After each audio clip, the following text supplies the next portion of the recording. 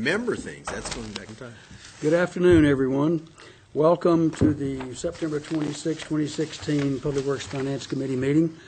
I'm Vice Chair Walter Steed. To my left is Jim Boland, council member. To his left, Catherine Bonzo, council member. Catherine's left is City Supervisor Gary Reedner.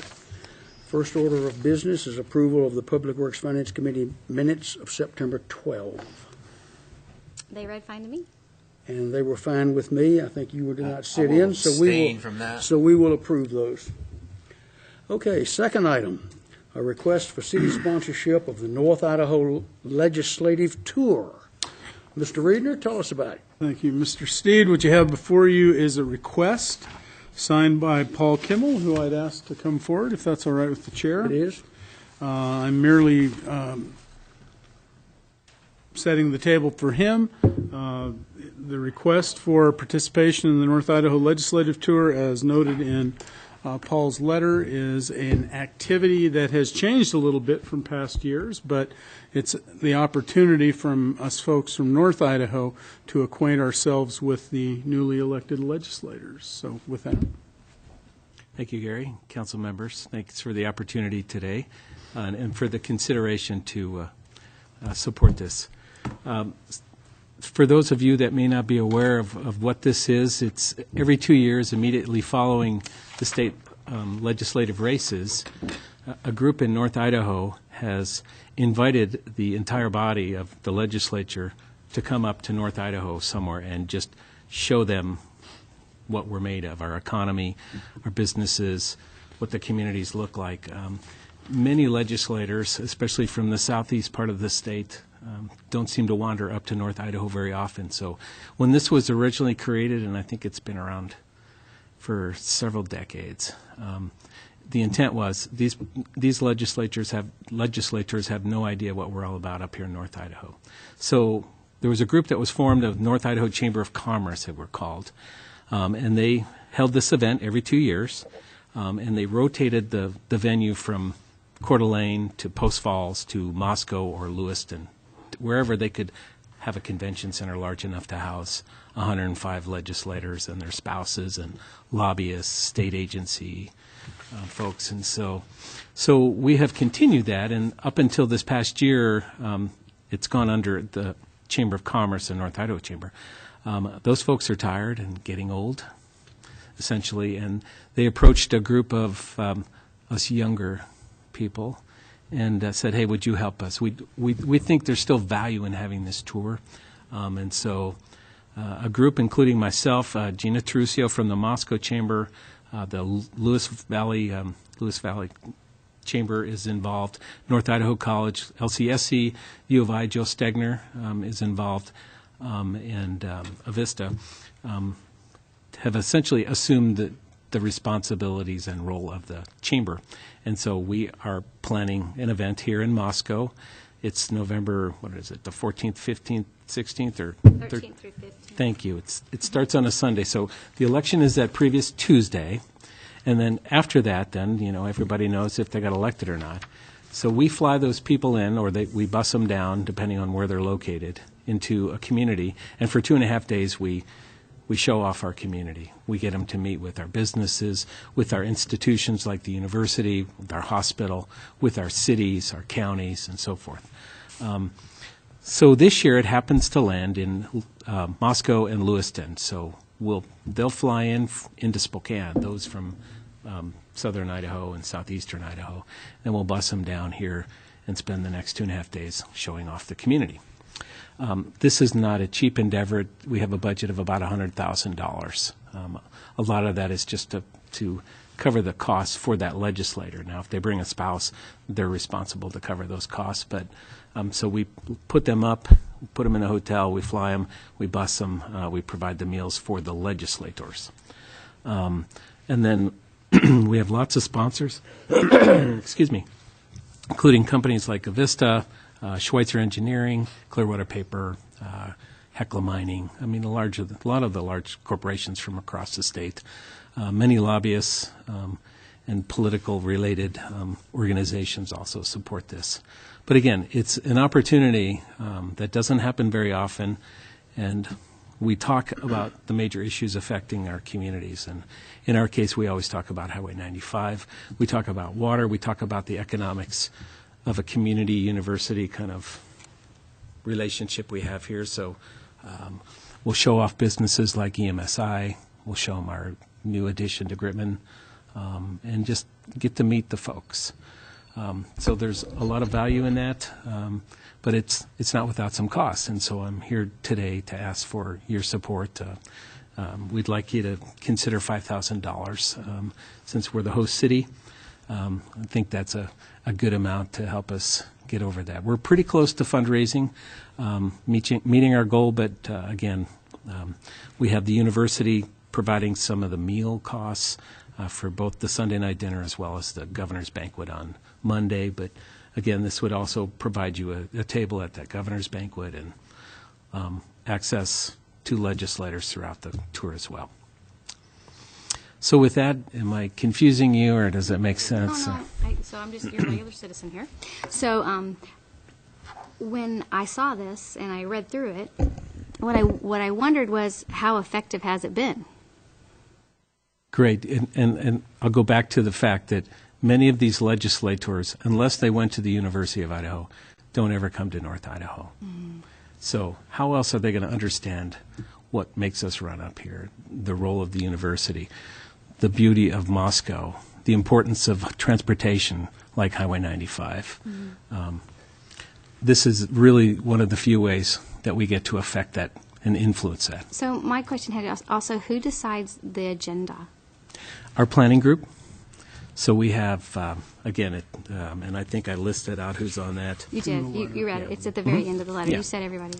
Yeah, so we meet on a weekly basis, either by phone or in person. We kind of go through what's important to us. And given that it's in Moscow, we share the legislature with the Lewiston community too. So one of those days, they'll be down in Lewiston touring Clearwater Paper, Vista Firearms, LCSC, Schweitzer Engineering, and so forth.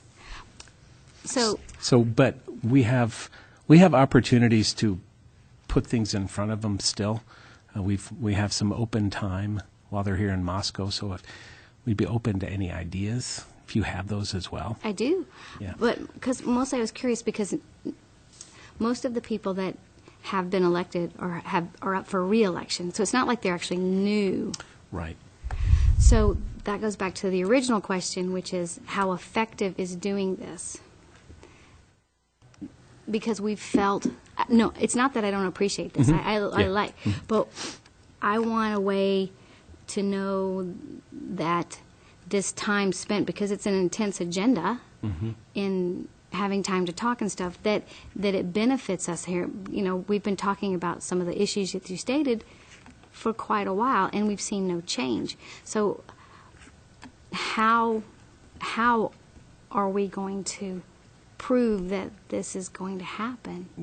I think your question is around metrics, and can we measure the effectiveness of this investment? And it's a great question, and I can tell you we do think it makes a positive difference. We send 3 people to the legislature from this district, and by adding this additional face time in our community, it just helps them do a better job and leverage the messages that the constituents from this district want to send. Can I say, yeah, it helped us with this? It certainly has helped us with Highway 95, and there's a lot of other issues around that. But, I mean, we have had full court press on that one for many years, and things don't happen quickly in the legislature unless we have leadership supporting it. And this is a good way to do that. And I'll tell you, in fact, even with water, getting the legislature up here and talking about the Palouse Basin situation is really effective, which essentially then translates into funding through water resources that we get in this basin. So, yes, there is direct value. So, of course, the one thing I have to bring to you is this, right? You saw it in the paper on Saturday or Sunday. The Tribune had potholes beat pupils once, might do it again, about the Did you see it? Yes, I did. And so, of course, when you're requesting funds and we know that there's a surplus of funds, how did you talk to them about that? Good question. Can I see that, please? Yeah. Thank you. It's an op-ed. Yeah, that was a Marty. Because I knew this was going to be a hard ask, Paul. I knew that. But I think that I've been thinking about it a lot from the regular person point of view and how I'm going to have to say to somebody, yes, it's worth it. And this is why it's making a difference in North Idaho to have these people come here. And I know that I'm going to have to say that. Right. Yeah, I'm sorry, I can't specifically address nor would I want to try and address an editorial from No, Marty. and especially as an educator, But- we're 50th. Right. Yeah. And the only education piece on the agenda is the university. Yes. Well, actually, we've had conversations with Greg Bailey, too, and we're going to weave in some professional or career technical programming and the value of that, as well as, we always provide opportunities for our public school officials to engage those legislators and the germane committees while they're in town here. So I think we can impress upon them. And we can even run the bus by the schools. I mean, we've been known to do that as well and get people on the bus and talk to them. Is it okay to ask this question too? It had to do with the banquet, which is a lot of money. Do you have to have a banquet? We have the banquet just because, food brings people together. There's a value in that. Typically, we don't try to use public dollars, or at least some public dollars with that, and your dollars wouldn't be used for the that, banquet. Right. Yeah. Catherine, if I may. Yeah. Sorry. If you get them up here and get them in a room together, or several of them or whatever, then you have an opportunity to hand that to them and ask them a question about it. If they're not here at all, it's really hard to have that kind of opportunity. It's hard to buttonhole them if they're not here. Now, do the constitutional officers of the state also come? They do. We will often get the treasurer, the controller, Secretary of State, the agency heads from transportation, ag, commerce. In fact, we'll put part of the agenda is the economics of the region, and Director Ronk will be talking about the importance of the incentives, as well as we'll weave in some of the importance around the educational system and needs to continue improving that from an economic development and recruitment standpoint. Paul, this is a first-time request to the city to help fund this. Is that correct? I'm not sure if in the past if you have supported it. Harry? We participated. We purchased a table at the governor's banquet, but we've never participated with sponsorship in the past, except through that table for the governor. But we've not been asked. No, that's true. And the North Idaho Chamber of Commerce, which was several people from both Coeur d'Alene and North and here, ran it. So now it's changed to where it's becoming more local, if you will. Paul, who is the North Idaho Chamber of Commerce a 501c3? We think they were, but they're defunct now, not in good standing, and so they've sort of... Should the city agree to your request, who would the check go to? The check goes to our Lewis-Clark Valley Chamber. They are our fiduciary agent. Okay, the combined chamber of Lewiston Clarkston. Yeah. Jim, anything? As I'm the liaison and sit on the CETA board down in the valley, and the people on that organization certainly feel like this is very worthwhile to get, because there's so many of these people, and some of them will be newly elected, that have never been north of Riggins and have no idea that we are here. And to bring them up here and show them what's here, then when something comes before them in the legislature, they have some basis for evaluating that. Whereas if it's out of sight, it's out of mind. If they think that we're just like something that barely exists or in an ethereal way up here and we're not worthy, then we're not going to get any funds for Highway 95 and we're not going to get any funds for the University of Idaho and we're not going to, or for K-12 even, you know. So it makes it more difficult. The big value for this is we have them captive for 2.5 days. And they get bombarded during the legislative session. I mean, you know, there are receptions every night, and they just hear request after request. This is where they're still fresh. Their ears are wide open. Their minds are not super saturated with all that, and we get to make a really important impression on them. I think $5,000. It doesn't take much in terms of legislative funding to bring that back. It's not that so much the money. It was looking at the agenda and knowing that when you move people in packs, you don't get to talk to them individually, and they'll tend to stay with the people that they're comfortable with. And what I was wanting to see more, break them apart and make.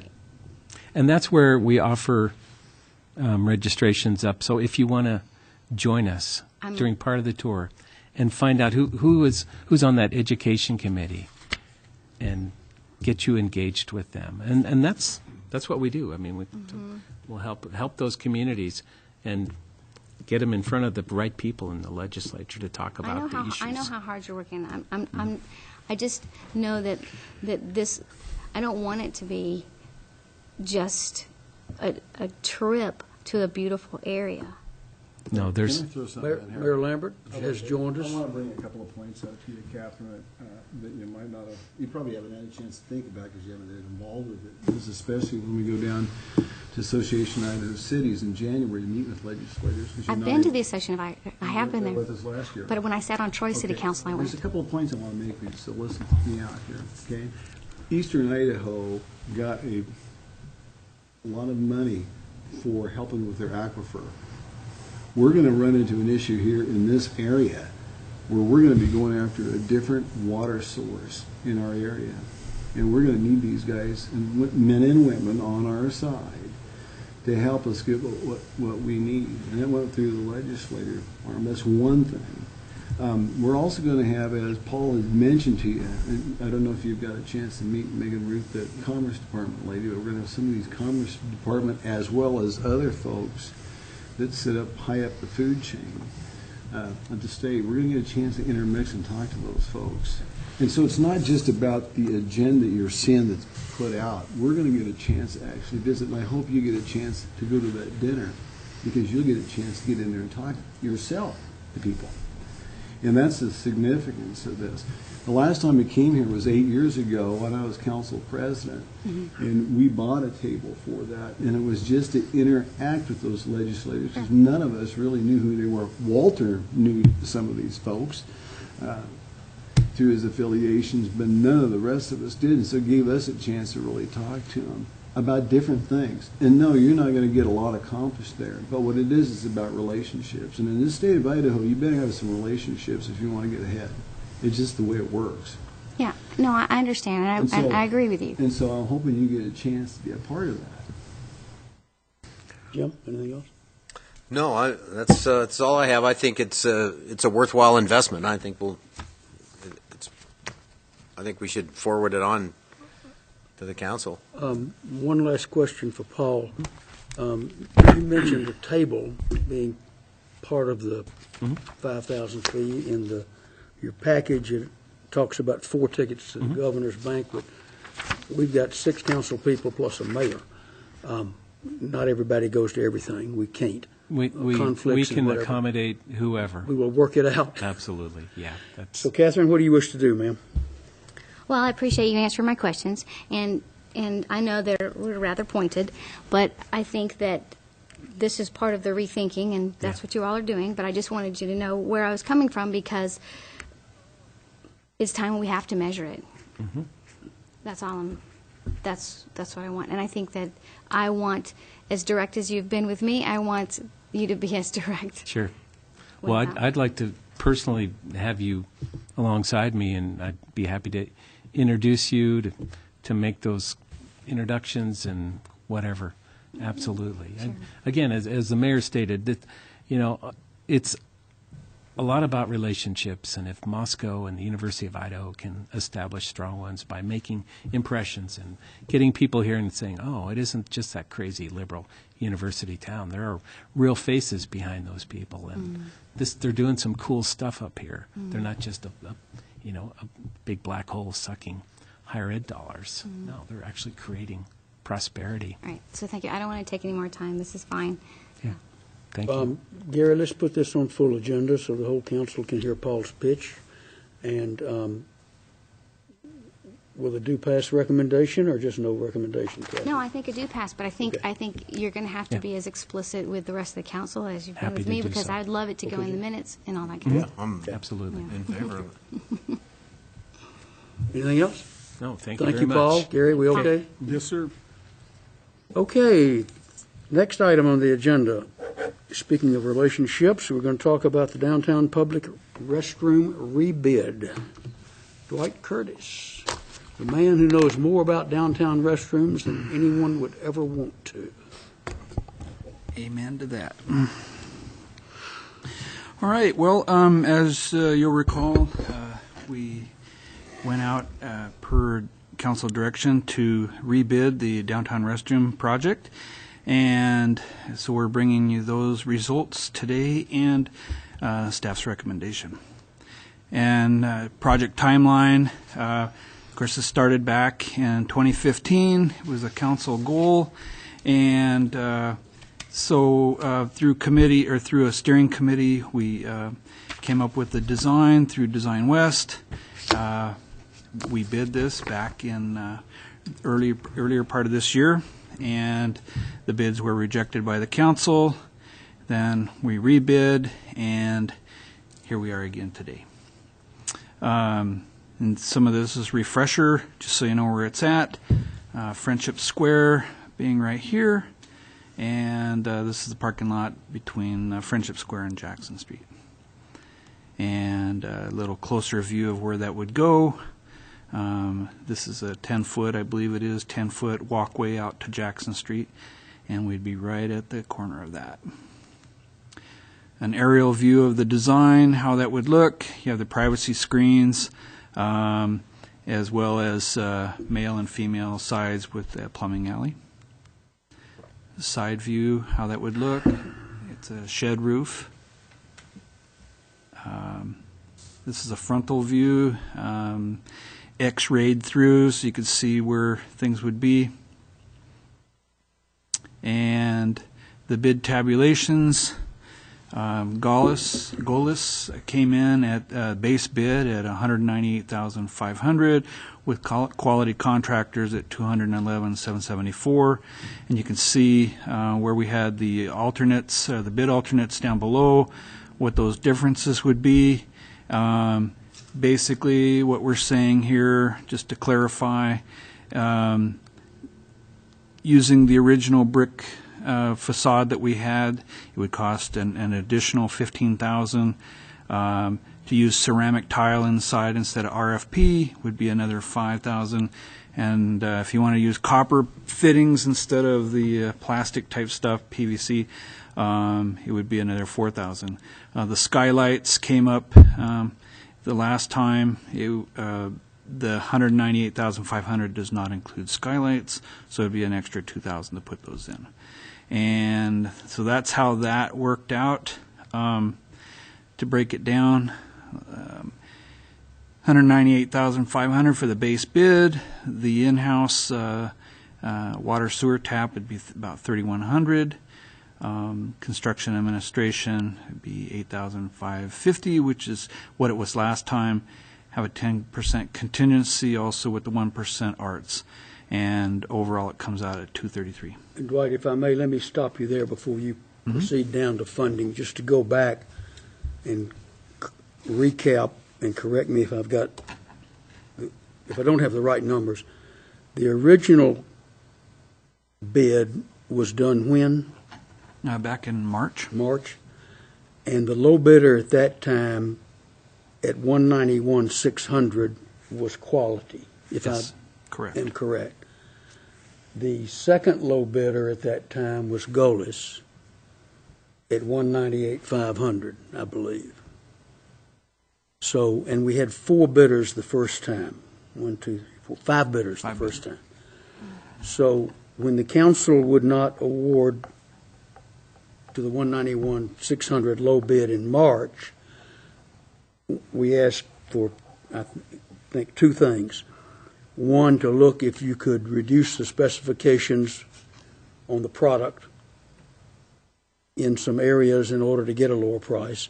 And secondly, to bid it in the fall with an eye toward getting a lower price because of the time of the year bidding. So the point is, unfortunately, neither one worked out. We ended up from, instead of 191.6, we ended up at 198.5, or almost $7,000 higher than where we were in March. Your add-ons remain the same. Your construction administration, your 10% contingency, and all that's been consistent throughout. Okay, I just wanted to go back in history. You were going to talk about funding, I think. Funding, we have 167,250 remaining in the budget for that.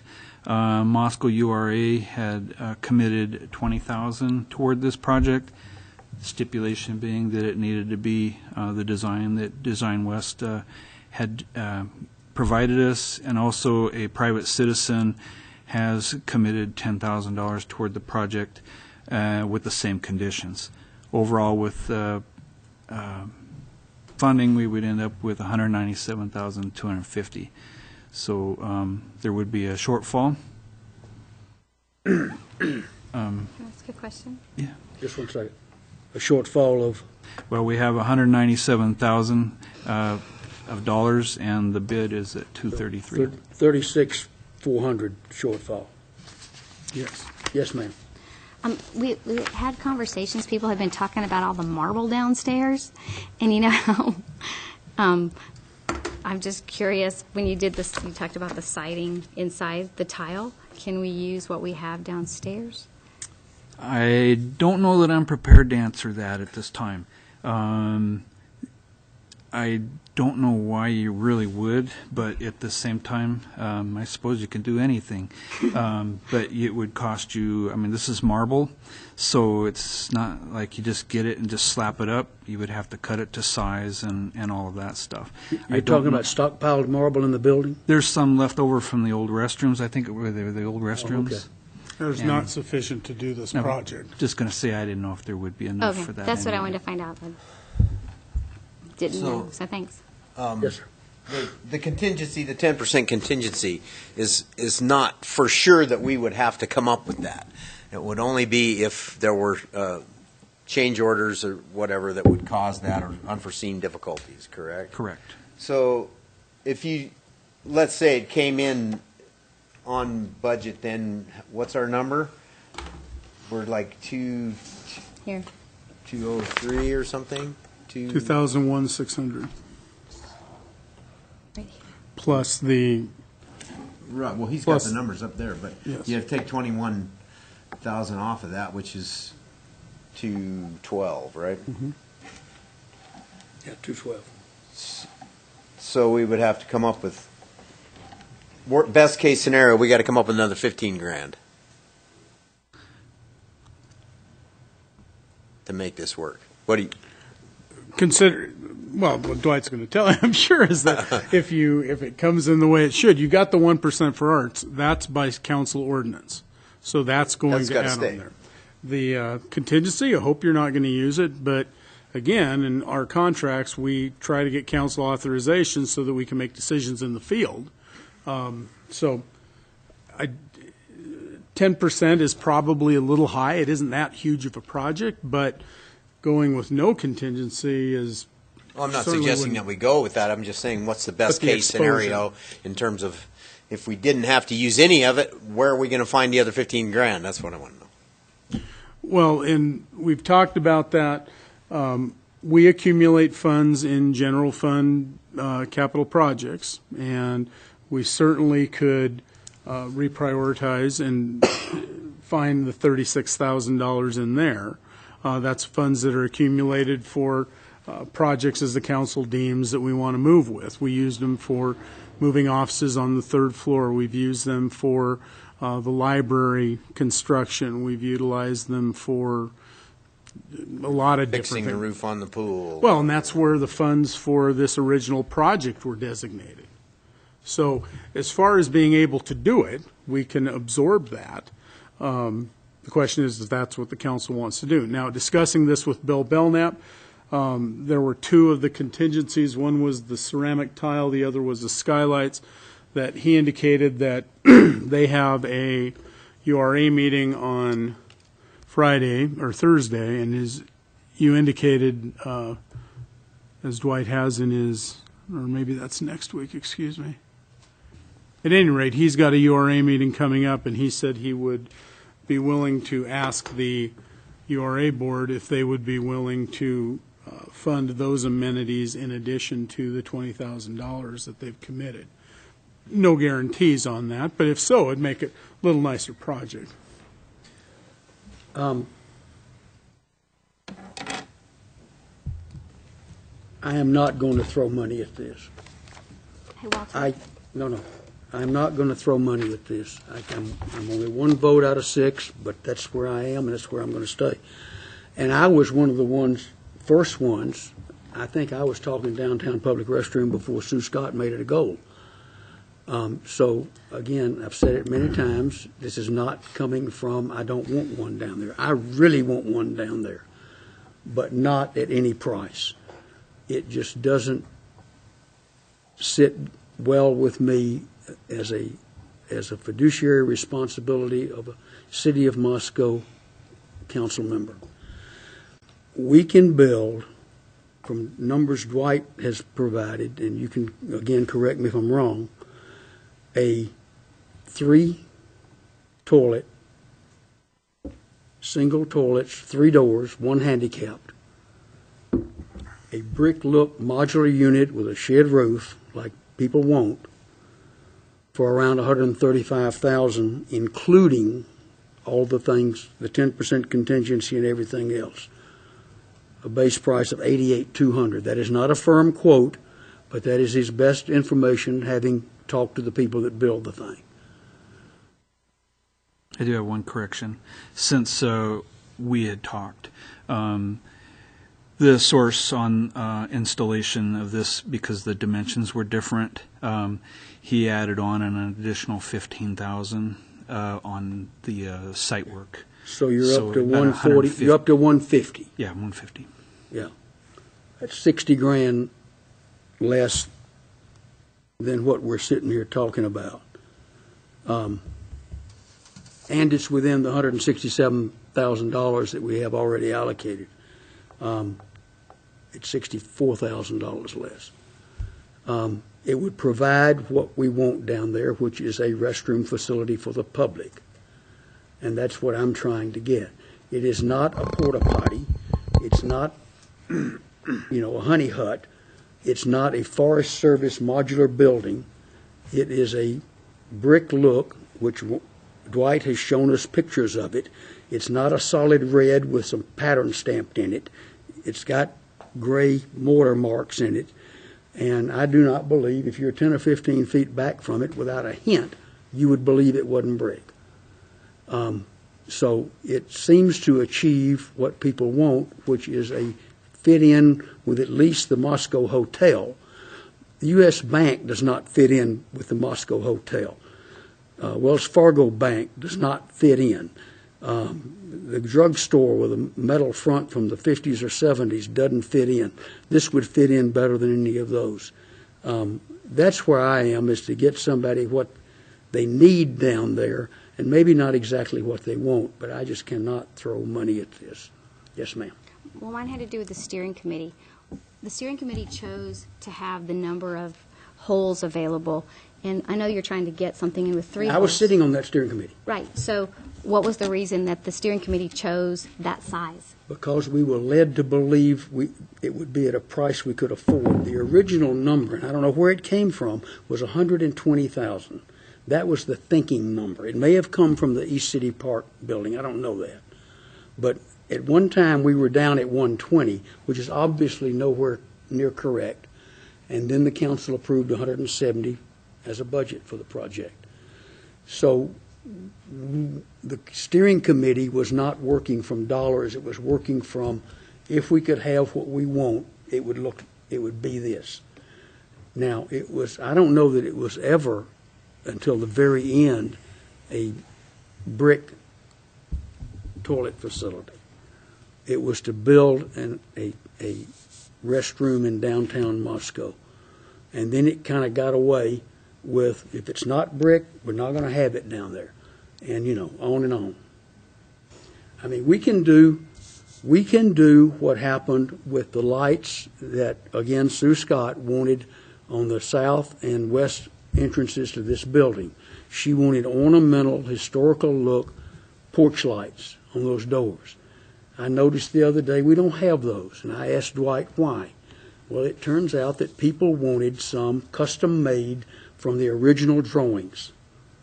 So given the choice of that, or buying something out of a catalog that looks like it belongs here, we have nothing. I don't want nothing. I want a toilet facility in downtown Moscow. That's where I am. As do I. I do too. And when this, I'm totally in favor of this project, and the reason that I voted against it the first time was because of this disparity between what was estimated as the cost and what was bid as the cost. It seemed like that was totally out of whack. That if you're a professional design person, you should be able to get within 10 or 15% and not be 30% out. That you should be able to call up the building supply and find out what things cost and get us within. But clearly that's not the case. I mean, we've bid this twice now, and the numbers are relatively close. So that's what it's going to cost. I talked to an architect that used to work for Castelecom in Lewiston, who now works for the University of Idaho, and his opinion was that that's what institutional construction costs per square foot these days for that type of facility. And he didn't think it was out of line. The price was out of line. So after consulting getting another professional opinion, I think the price is probably not out of line. And when we're talking about what we can afford, well, I mean, we've budgeted something. We obviously have the money that we can put into this, so we can afford what we're willing to pay for. And if you take the total number there, even the high number, and you divide it by 25,000 people and then divide that by 50 years that it's probably going to last, you're talking about 25 cents a year per person to have this facility at the high end that's approved by the historical committee and the steering committee and everybody else. So I think we're arguing over a small amount of money here. I agree. And so that's where I am on it now. I think we should proceed with it and try to get it done without any of the contingency fee and move forward with the project because it's something that's needed in downtown Moscow. The businesses and all the people need it. I agree with everything you said. Gary, did you have something? Yeah, my only point was, It's a lot better than at home. if the council gives direction, we will reassess and bring through. We certainly have, if Bill Belknap indicates that he would be inclined to propose to the URA, that's certainly another factor as well. I think it's essentially whether you want to have the work of the steering committee, so on and so forth, what they had proposed, or something different. It's really up to the council. So I'm imagining you're going to want this on the regular agenda with a no consensus. I'm certainly fine with looking at new information, but Sure. But given what I know right now, I'm inclined to say, let's proceed, and if we can find the money to do it, let's do so. Okay. Thank you for bringing it back. Thank you. You're welcome. And with that, we conclude the agenda. Gary, you have anything else? I have nothing further, sir. Then we will stand adjourned. Thank you, one and all.